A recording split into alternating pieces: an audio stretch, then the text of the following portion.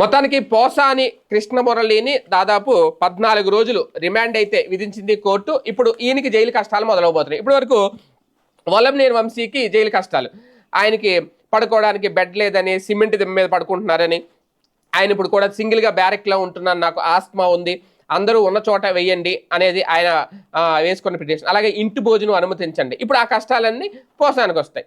ఇప్పుడు పోసాను కూడా అదే, ఆయన బ్యారక్ ఏమి ఇస్తారు ఏంటి, ఆయనకి ఇంటి భోజనం అనుమతిస్తారా, ఆయనకి దుప్పటి ఇస్తారా, దిండి ఇస్తారా, ఫ్యాన్ ఇస్తారా, ఏసీ ఇస్తారా, టీవీ ఇస్తారా, ఇలాగన్నీ కూడా దానికి సంబంధించి పిటిషన్లు వేసుకుంటూ ఉంటారు. కాకపోతే ప్రస్తుతం అయితే 14 రోజులు రిమాండ్కి అయితే తరలించారు పోసాని. అలాగే పోసాని తన వాదనలు వినిపించిన నేపథ్యంలో కోర్టులో సజ్జల రామకృష్ణారెడ్డి పేరు కూడా వాడారు అనేది ఒక వెర్షను. అది ఎంతవరకు వాస్తవం తెలీదు. సజ్జలు ఇచ్చిన స్క్రిప్ట్ని ఆయన ఫాలో అయ్యారు అని చెప్తున్నారు. ఆ స్క్రిప్ట్ ఆధారంగానే ఆయన వీడియో చేశారు, ఆ వీడియోని సజ్జల భార్గవ్ ప్రమోట్ చేశారు అనేది కూడా. అంటే సజ్జలను కూడా ఈ కేసులో లాగబోతున్నారా, భవిష్యత్తులో సజ్జలకు కూడా డేంజర్ బెల్స్ మోగబోతున్నాయి అనేది ఇక్కడ వేచి చూడాల్సిన అంశం.